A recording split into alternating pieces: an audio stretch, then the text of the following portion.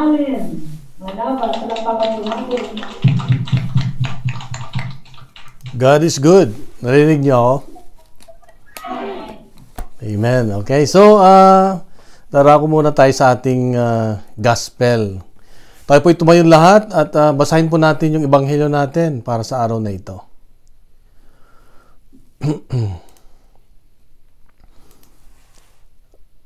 Sumayin niyo ang ating Panginoon.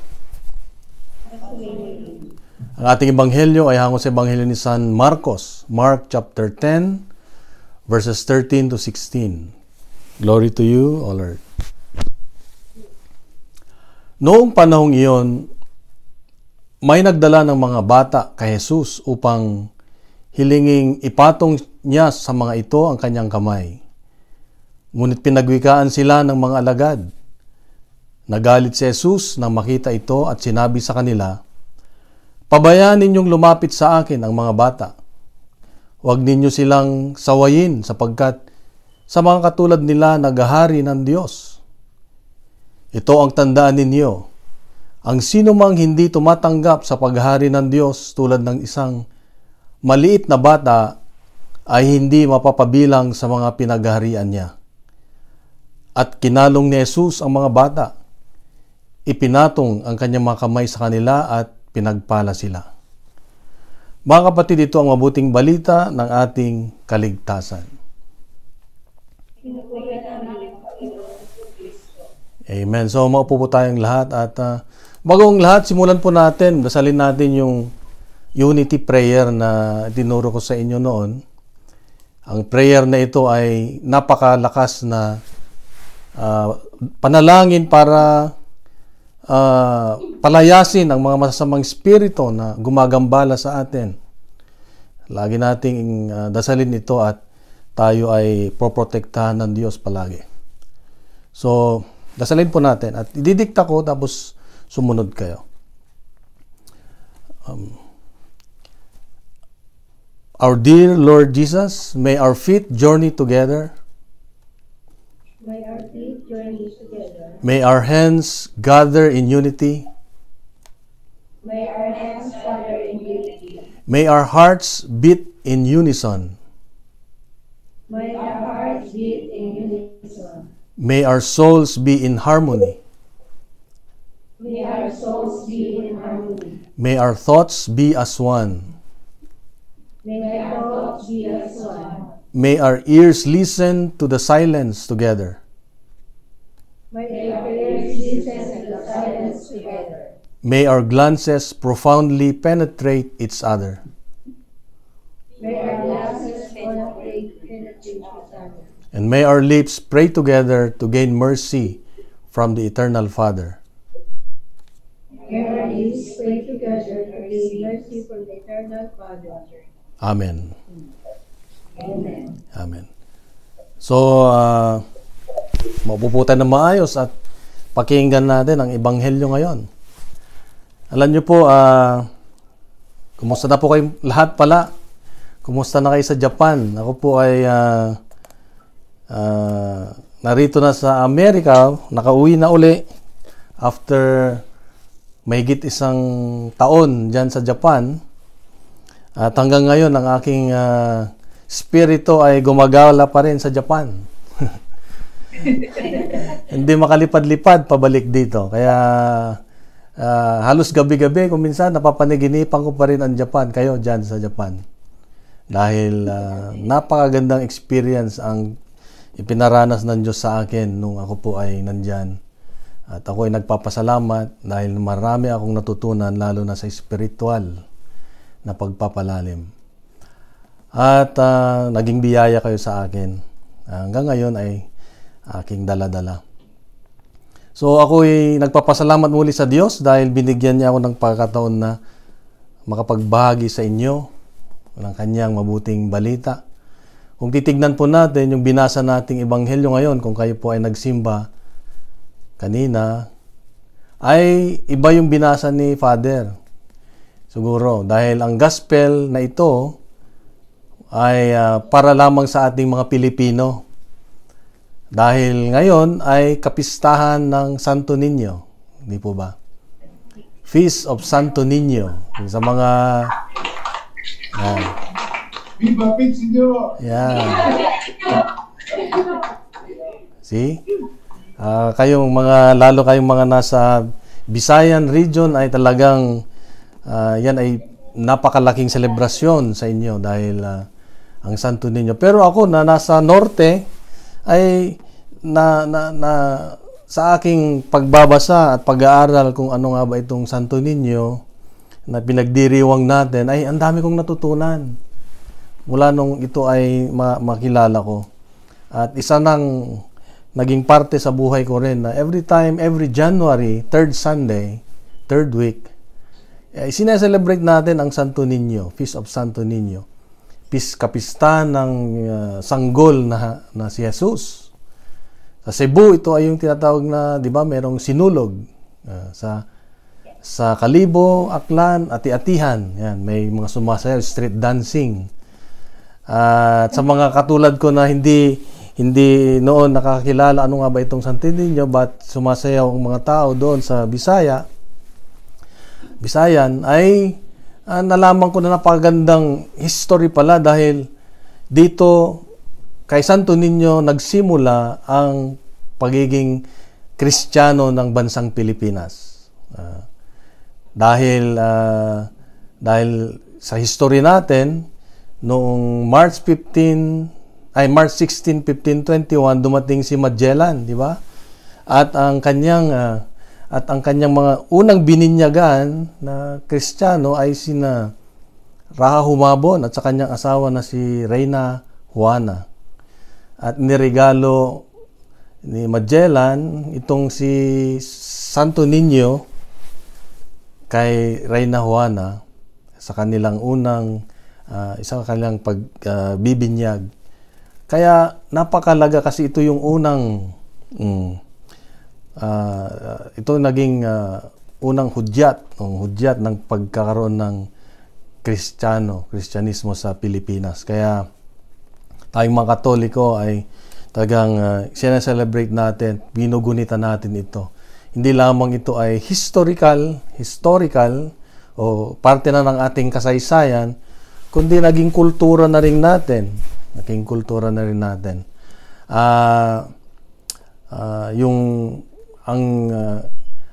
Ang Santo Niño na original ay nasa Katedral ng Cebu, di po ba?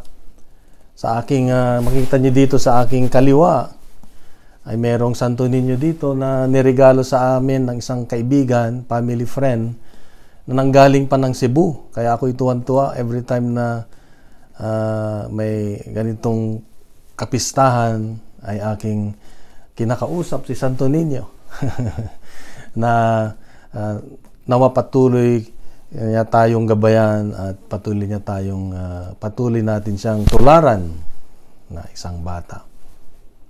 So ito yung pagsilang, 500 years na ang nakakaraan. Kaya nung 2021 ay pinagdiwang natin ito. At ang naging motto natin nga noon ay gifted to give. Kung maalala nyo, gifted to give. Tayo pinagkalooban para ipagkaloob, ibahagi. Pinagkaloob sa atin si Santo Niño, kung ano yung natutunan natin sa Kanya, yung pananampalataya na regalo niya sa atin ay dapat ibahagi din natin.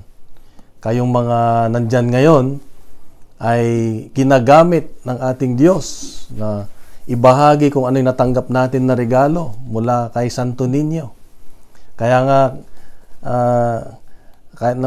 nung nandyan ako'y tuwan-tuwa dahil gusto nyo ang prayer meeting ay maging Bisaya na lang ang salita. dahil nga napakalalim ng inyong pananampalataya dahil sa bunga ng Santo Niño. Kaya we are so blessed na sa kasaysayan natin sa Pilipinas, ito yung naging daan para matanggap natin yung biyaya. At ang biyaya na yan, ang regalo na yan ay yung ang ating pananampalataya sa Diyos. Di po ba? Dami nating values natutunan dyan, mga Filipino values. Sa buong Asia, tayo lang ang Kristiyano. Kung titignan natin, tatanungin natin ang sarili natin, bakit tayo lang naging Kristiyano? Tayo lang. Well, maraming siguro yung iba, sabi nila, kasi napadaan lang ang mga Espanyol. Yung tawag, ginamit lang tayo para maangkin ang bayan nating Pilipinas. Ganyan, siguro yung sinasabi ng iba. Maging ganun man siguro ang pananaw nila, pero ang hindi maialis ang katotohanan na tayo ay pinili ng Diyos. Diba? Sa buong Asya, tayo ang pinili ng Diyos na magkaroon ng pananampalataya sa Diyos. Biruin mo? We were chosen. Kaya nga, kahit saang mundo, basta may Pilipino, nandun ang Diyos. Di po ba? Kaya nung pagdating ko dyan sa Japan, sabi ko, ba't walang mga Pilipino akong nasa salubong? Lalo sa Tokyo, kasi doon ako nakatira, hindi ko... Parang wala akong makitang Pilipino noon. Siguro dahil mukhang Hapon na sila. Pero ang hinanap ko, sabi ko, siguro sa simbahan nandun ang mga Katolik, ang mga Pilipino. Hindi nga ako nagkamali. Pagpasok ko pa lang sa simbahan, yung nag-greet na ay Pilipino. Greeter, Pilipino. Yung kumakanta, magaling kumakanta, Pilipino. Yung mga reader, Pilipino. Yung mga katabi ko, Pilipino. Kaya sabi ko, totoo nga yung sabi nga nila na ang kultura, ang Filipino value natin na isa ay yung pagiging religyoso natin. Yan, bunga kay Santo Niño. Hanggang ngayon ay kanya tayong sinasamahan. So ang mga Pilipino, tayo ay tawag dito resilient. Meron tayong katangian na very resilient, tayong flexible saka adaptable, madali. Yung ibang mga lahi, pag napunta ng Japan, yung mga ibang lahi na kasama ko sa trabaho na napunta dyan sa Japan, yung pagdating na hirap sila na mag-adjust sa kultura ng mga Japanese. Pero ako ay hindi naman nakahirapan dahil para akong Hapon. yung madali akong mag-adapt, madaling mag-adjust. Kaya ganun tayong lahat. Kaya kayo ganyan ay madali kayong matanggap dyan o mga kasalamuhang ibang lahi dahil very resilient tayo lalo pag may mga pinagdaraan ng pagsubok sa buhay. Ito yung isa sa mga values natin, yung naging kultura na natin yung pagiging religyoso. At hindi na matatanggal yan dahil ito ay regalo ng Diyos sa atin. Ang kahilingan na lang ng Diyos sa atin ay paano natin ibahagi ang ating regalo na natanggap. Yan, natanggap. So, ito ang mission natin, mga Pilipino. Ako nga, mula nang ako'y nag-abroad, nag-OFW, lagi kong iniisip na hindi trabaho ang aking misyon. Ang misyon ko ay ibahagi ang Diyos. Kayo na nandyan ngayon, ang misyon nyo ay siguradong ibahagi ang pananampalataya, ang pagmamahal ng Diyos. Hindi lang sa trabaho, hindi lang sa pamilya, kundi yung ibahagi kung sino ang Diyos. Paano natin naranasan, naramdaman ang Diyos sa buhay natin. Kaya nga, maraming paraan ng pagpapahayag ng ating pananampalataya. Higit sa lahat sa ating pamumuhay, sa uri ng ating pamumuhay, sa ating gawa. Yan. Paano mo ipagyayabang ngayon sa ibang lahi na kami lang ang Kristiyano sa buong mundo. Yan. Kami lang. And look at us. We are the only Christian. Kung nagtitignan ng ibang tao, ano nga ba ang naging epekto ng pagiging Kristiyano mo? Yan, meron bang kaibahan sa amin? Yan ang unang tanong nila sa atin. So, dapat maipakita natin na oo, mayroong kaibahan kasi kaming mga Pilipino ay masayahin, kaming mga Pilipino ay hospitable, kaming mga Pilipino ay masipag, respectful, may respect kami sa mga matatanda, may respeto kami sa mga ibang lahi, lagi kaming positive thinker, ganyan. Well, ito ay bunga ng aming pagiging Kristiyano. Ito ay bunga ng aming pananampalataya. Ngayon, pag ikaw na mag-isa, tanungin mo rin sarili mo, totoo nga ba na ako ay may epekto ang aking pagiging Kristiyano sa aking buhay? Yan. Yung bang pinapakita ko sa ibang tao, ito nga ba yung epekto ng aking pananampalataya?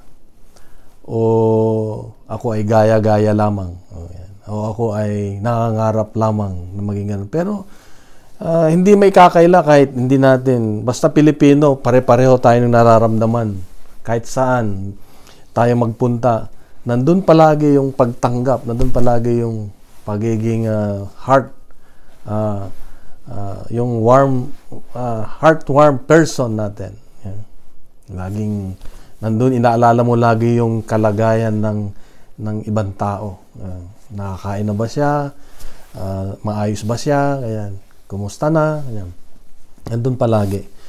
Pero, kung titignan din natin, meron pa rin mga negatibo na hindi na natatanggal sa atin. Sa ating value, sa ating kultura na hindi maganda.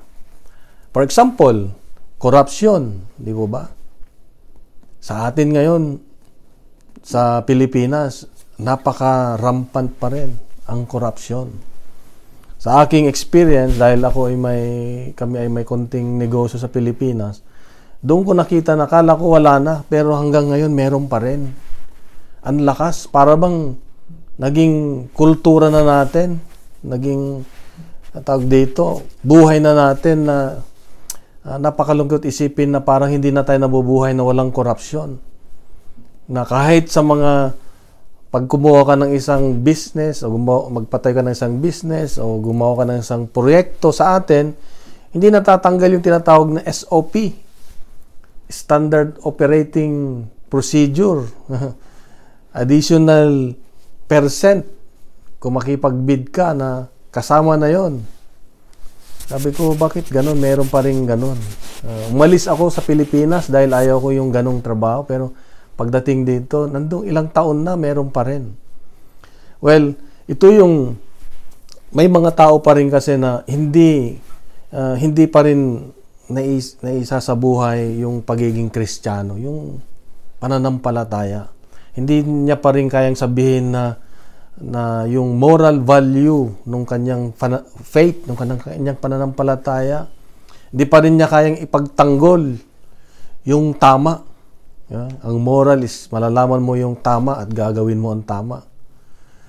Kaya nga, tayo na nakalabas na sa Pilipinas, siguro mas nakita natin yung kagandahan ng mga, kahit hindi sila Kristiyano, di ba, dyan sa Japan, kahit hindi sila Kristiyano, bakit napaka-respeto nila? Bakit napaka-ganyan nila? Walang korupsyon. Walang ganon. Bakit naisasabuhay nila yung tama? Hindi naman sila Kristiyano. So, napaka magandang challenge sa atin na tanungin yung sarili natin, kaya ko bang sabihin na hindi yung gawang hindi tama? Yan.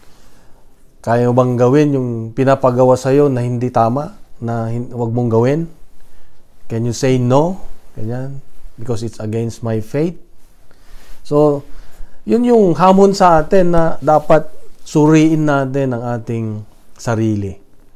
Magsimula sa atin. Kaya nga, sabi ko kanina, hindi lang historical, hindi lang cultural ang Santo Niño na sumaatin, dumating sa atin, kundi kahit yung moral aspect natin, dapat ginugunitan natin. Pag nakita natin si Santo Niño, malaking katanungan na ipaglalaban ba natin yung pananampalataya na tama, na natanggap natin. Yan, expression of faith. So, mga kapatid, itong ebanghelyo natin naman, so unang parte ay sinabi ko yung ang pinagdiriwang natin, ang Santo Niño. Nawa, ewan ko, sa ibang mga, kahit nasa ibang bansa kasi ang mga Pilipino, pinagdiriwang nila, merong sumasayaw pa rin, merong talagang may procession pa rin sila for Santo Niño, just to remind themselves na we receive this faith through Santo Niño. Magandang paalala rin sa atin, lalo every January. Pero sa Ebanghelyo kaya nga inaprubahan po ng simbahan, ng Vatican, na ang Pilipinas, tayo lang yata nagsya-celebrate ng Santo Niño. Kaya sa buong mundo, iisa yung gospel, pero pagdating sa Pilipinas, pagdating ng Santo Niño feast, ay meron tayong ginabasang gospel, at ito nga yung gospel natin ngayon sa Mark chapter 10 verses 13 to 16. At meron pang isa na binabasa natin para sa ibang taon naman. Pero ngayong taon ay itong Mark chapter 10 na dito ay pinapaalala ng Diyos sa atin na ang Santo Niño ay ito yung pagiging bata ni Jesus, pagiging bata ng Diyos. Hindi siya santo dahil siya ang Diyos na. Hindi dapat gawing santo na yung parang yung saints, because it's a holy the holy child, yung tinatawag yung Santo Niño. Sa Ebanghelyo sinabi ni Jesus na katulad nila ang pinaghaharian ng Diyos, yung mga bata raw, diba? Mga bata raw. Sabi ng iba na ngayon ang mga bata. Lagi nating natatanggap. Kanina nasa party ako, mga kamag-anak namin, daming tao, may birthday. Yun ang pinag-uusapan ng mga matatanda. Kasi ngayon, dito sa Amerika, kung may mga birthday, dumarating ang iba-ibang mga kamag-anak, kahit malayo, ganyan. Tapos iba-ibang age ba, may bata, may mga tanda. At napapansin ko, sabi ko, mukhang wala nang matatanda. Tayo na yung matatanda ngayon. Ang matatanda, kami naman na mga matatanda na, ay nagkukwentuhan. Narinig ko sa mga kasama ko, iba na ang mga bata ngayon. Hindi, may sarili na silang mundo, hindi sila nakikinig. Pero narinig ko sa isang preacher, sabi niya, hindi mo pwedeng sabihin na iba na sila. Dahil tayo rin ay may kontribusyon, tayong mga matatanda. Kasi ang nangyari, yung time na tayo ay nahihirapan sa ating pagkabata, ayaw mo nang iparanas ngayon sa kanila. Kaya ikaw rin nagturo na wag nang gawin ito. Wag nang maglinis, wag nang matuto ng gawa ng iyong bahay. Gusto mo, nandyan na lang yung anak mo, na pinaglilingkar, ayaw mo silang maghirap. Kaya yan yung epekto na parang ayaw na nilang gumawa o magtrabaho. Kaya hindi sila ang nag-iba, kundi tayo ang naging dahilan kung bakit sila nag-iba. Yan. So, ang Ebanghelyo ay nagpapaalala sa atin na katulad tayo ng mga bata. Hindi yung childish, kundi childlike. Not childish, yung pagiging isip bata, hindi. Kundi yung pagiging bata na maraming katangian na gusto ng Diyos na magawin natin para maranasan natin yung paghahari ng Diyos sa buhay natin. Nung bata tayo, di ba, wala tayong mga baggages. Pag sinabing baggages, kung anong ibigay sa'yo na pagkain, tuwan-tuwa ka na. Pag binigyan mo yung anak mo ng pasalubong ng kahit simple lang na pagkain o laruan, tuwan-tuwa na yung bata. Mamaya, hihingi na naman. Hindi, natutuwa siya kahit konti. Hindi gaya ngayon na pag binigyan mo ng yung isang matanda, ba't ko konti? Yan. Bakit ganyan binigay mo sa akin? Ang gusto ni Lord yung ibinigay niya ngayon sa'yo, tuwan-tuwa ka na. Thank you, Lord. Thank you sa blessing na ito. Yan. Yun ang gusto ni Lord na makita sa atin, yung parang bata. Na kung ano yung meron ka, tuwan-tuwa ka na. Huwag ka na magreklamo. Ngayon, pag nakatapos mo na, naubos mo na, hingi ka uli kay Lord. Di ba? Yung ganun yung mga bata. Bigyan mo pa ako tay. Yan. Pahingi pa tay. Yung bang hindi nagdereklamo pero nagtitiwala na bibigyan pa rin siya ng Diyos. Kaya ganun tayo. Minsan walang kang ibibigay sa bata pero okay lang sa bata. Pag sinabi mo lang, sa susunod anak, bibili tayo niyan. O aasa na siya na bibili mo siya sa susunod, hindi na siya magdereklamo. Kukulitin ka nga lang. Yan. Ganun ang gusto ng Diyos sa atin. Kung anong meron tayo ngayon, magpasalamat na tayo sa Kanya dahil ito yung binigay sa atin at pagyamanin natin. So, walang baggages, walang dala-dala. Ano pa? Ang katulad ng mga bata, madaling magpatawad, di ba? Magaling magpatawad ang bata eh. Hindi nagdadala ng hinanakit ng loob. Yan. Pag nag-away yung dalawang bata, nagtampuhan, mamaya okay na sila. Ilang minuto lang, nagtatawanan na naman sila. Pero, nagtatawanan na sila, yung mga magulang nila, nag-aaway pa rin. Kaya nakialam yung mga magulang. Inaabot na ng taon na hindi nag-uusap yung dalawang magulang dahil lang sa hindi nag-away yung anak nila. Pero yung mga bata, okay na.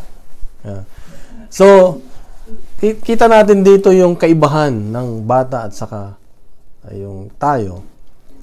Kaya ang gusto ng Diyos ay bumalik tayo doon sa ganung karakter na pag tayo ay nasaktan, huwag na nating patagalin pa.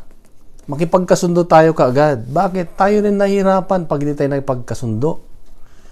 Di ka makatulog dahil iniisip mo siya.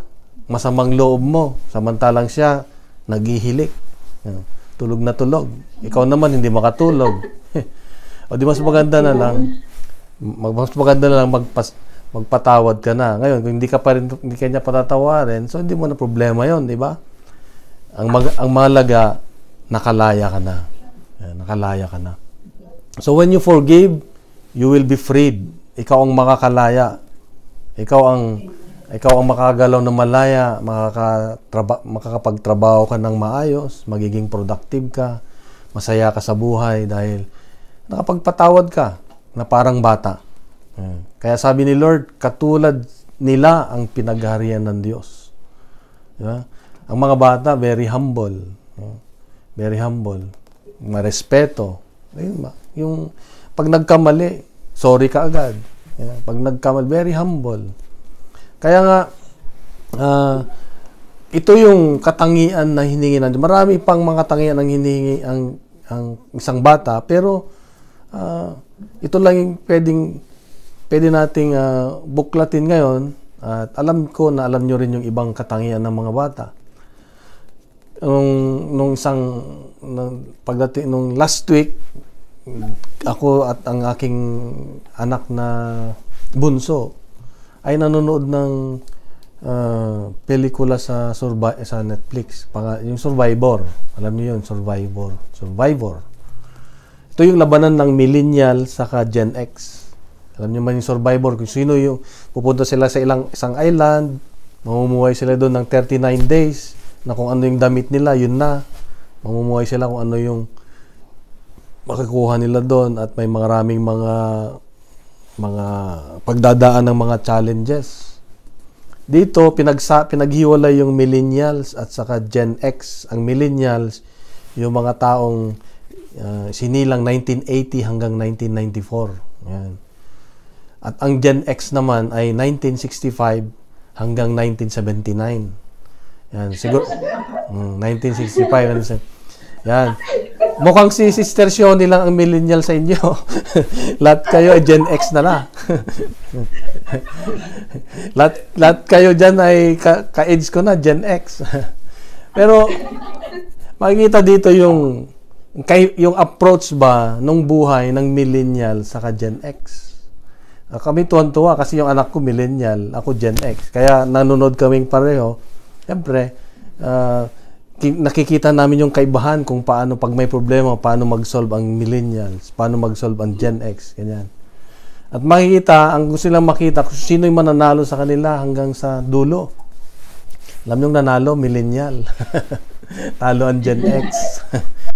Ini-small natin ang mga millennials. Mga millennial na yan, mga batang yan, reklamador, hindi sila, mahilig lang sa mga gadget, ganyan. Hindi kagaya namin noon, wala pang mga cellphone. Yan, pinagyayabang natin, di ba? Dumang kami sa hirap. Yan, very independent kami. Ang mga millennial, very friendly, mabarkada yung mga yan. Pero meron palang magandang Meron silang tinatago na maganda rin mas maganda sa ating mga Gen X.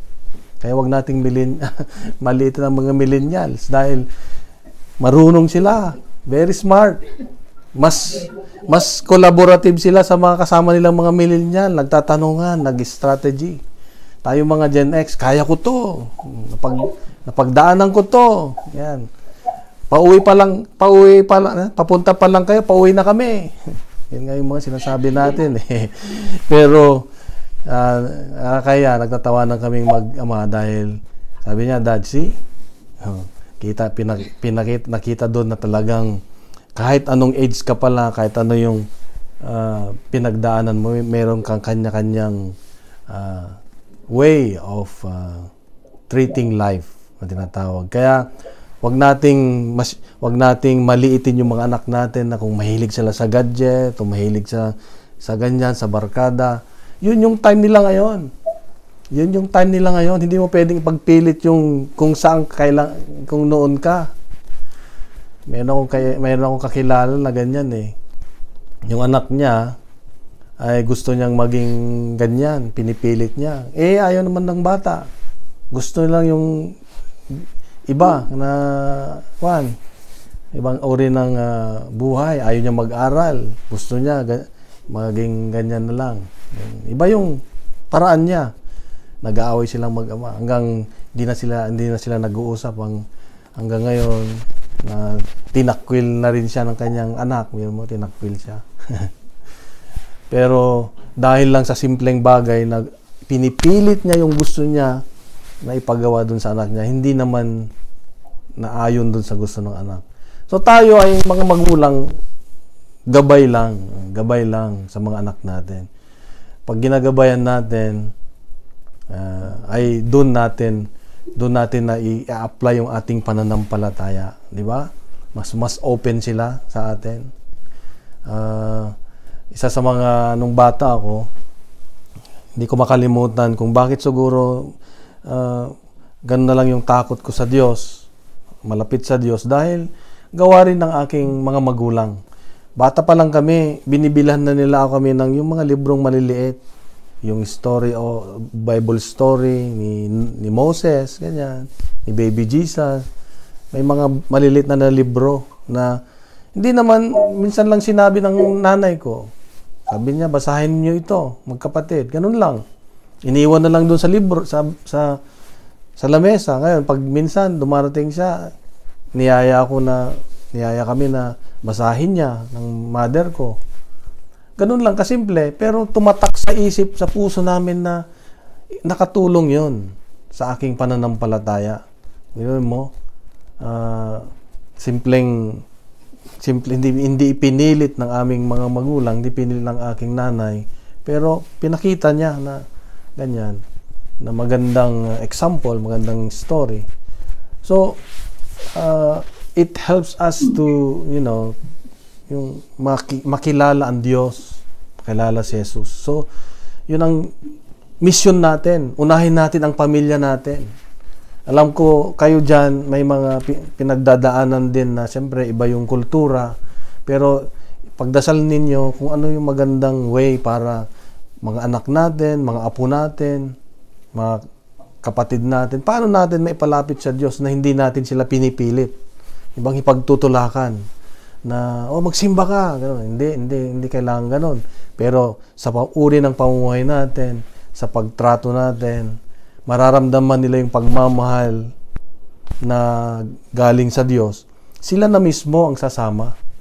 Sila na mismo yung maengganyo. Sa pagtawag natin sa Pilipinas, kunwari nasa Pilipinas ang mga anak mo o pamilya mo, paano mo ibabahagi yung pananampalataya mo? Mahirap sa ating mga OFW, di ba? Dahil di natin sila nakikita. Ang isang paraan lang naman ay yung ating pagsasalita, yung uri ng pagsasalita natin sa video call o sa tawag natin. Nagmumura ka pa rin ba o ganun ba yung mga bagay na hindi nakakatulong sa kanila, lalo silang napapalayo. Pero kung gagawa tayo ng paraan na hindi man natin direktang sasabihin ang pagiging religyoso natin, ang pagmamahal natin sa Diyos, pero naibabahagi natin ang pagiging bata, katulad ni Santo Niño, katulad ni Jesus, ay magiging daluyan tayo ng pag-ibig ng Diyos. So, ang hamon sa atin, mga kapatid, ay yung paano natin gagayahin yung pagiging, nung bata si Jesus, siya ay napunta sa pamilya ni Maria at ni Jose. Siya ay naging masunurin sa kanyang ama, na hanggang sa kamatayan, sinunod niya ang Diyos Ama. Siya ay masunuring bata.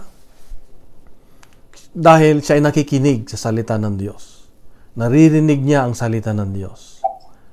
Ikaw, kapatid, tayo, naririnig mo ba ang boses ng Diyos?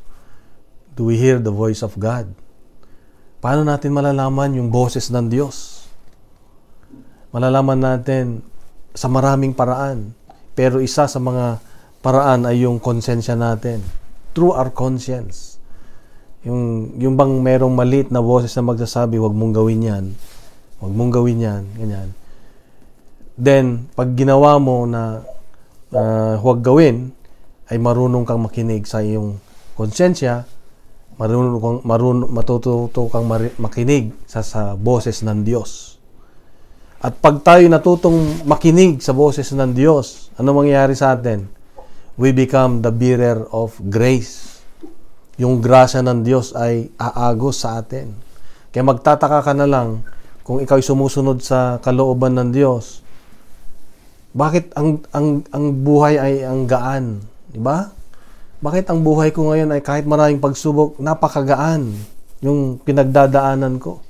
Why? Because you're listening to the voice of God like a little child, Jesus. Yung nag-overflow yung grace ng Diyos pag marunong tayong makinig sa voice of God, sa konsensya natin. Yeah.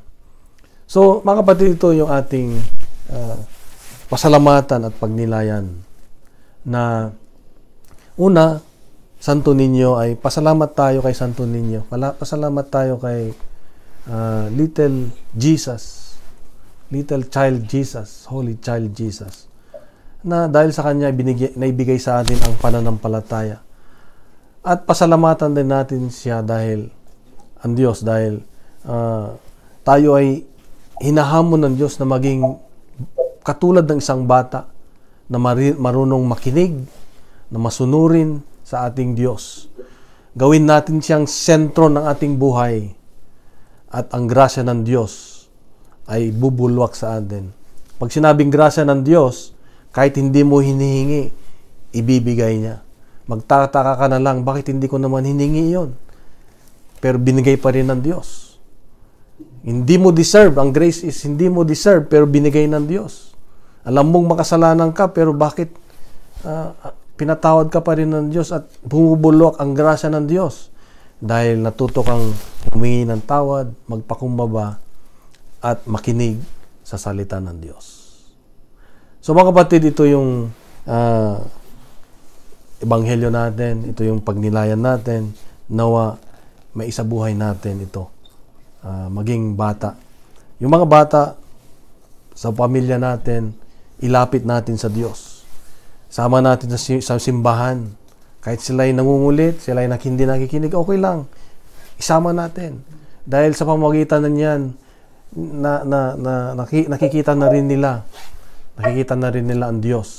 Ako nga, nung bata ako, pagkasama kong mami ko, maalala ko pa, kuminsan makulit din ako eh. Pag kuminsan lumuluhod ako, pinaglalaroan ko yung luhod ko. Kaya ako yung kinukurot sa tagiliran. Alala ko pa yun eh, yung makinig ka sa pare. Ginaganyan ako noon eh. Kasi siyempre, isip bata. Pero napakalaking bagay pala yung pagsasama-sama lang sa akin ng aking mga magulang sa simbahan ay malaking bagay na nakilala ko ang Diyos. So, gawin po natin yun. Lapit natin sila sa Diyos at pagdasal. Alam nyo po, isa sa mga technique din kung may mga bata na ayaw sumunod sa simbahan o ayaw o hindi nagpupunta ng simbahan, subukan nyo pag sila ay nakatalikod o pag sila ay tulog, subukan yung ilay hands, pagdasal nyo sila lagi na, Lord, nawa touch this child, ganyan, na sa susunod ay makasama ko na rin. Napakalaging bagay yung panalangin ng isang magulang. Ayan.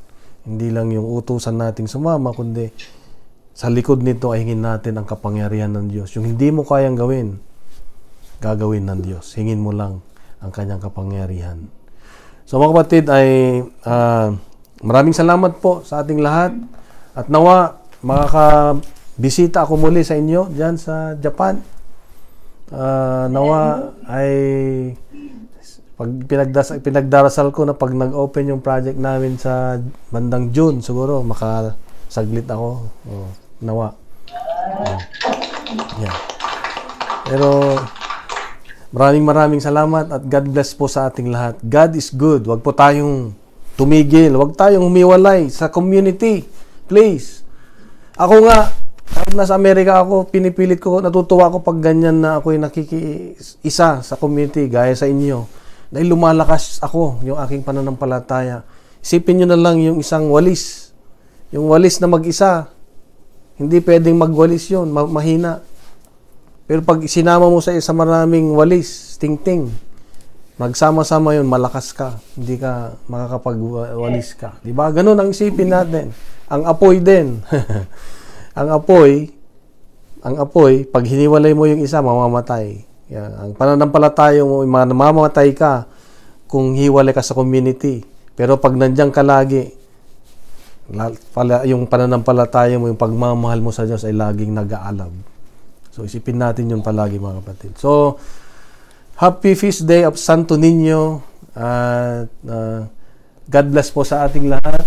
At pag-pray natin ng bawat isa na biyayaan tayo lagi ng Diyos samahan. God bless sa ating lahat and God is good. At samahan niyo ko sa maikling panalangin. Gusto kong magdasal. Sa ngalan ng Ama at ng Anak ng Espiritu Santo. Amen. Banal naming Diyos, napaka-ganda po ng araw na ito na tinawag mo kami para mapakinggan ang inyong mensahe. Ikaw po ay naging bata, gaya na naging Santo Niño sa amin, na sa pagiging bata mo ay ikaw ang nagbigay ng regalo sa amin. Iniisip namin, Lord, ngayon na kinakinita namin na sa aming isipan na ikaw ay dumating dito na isang bata, dala-dala mo isang regalo at ang regalo na yan ay ang aming pananampalataya, yung pagiging Kristiyano, pagiging Katoliko, na kung saan hanggang ngayon ay nagiging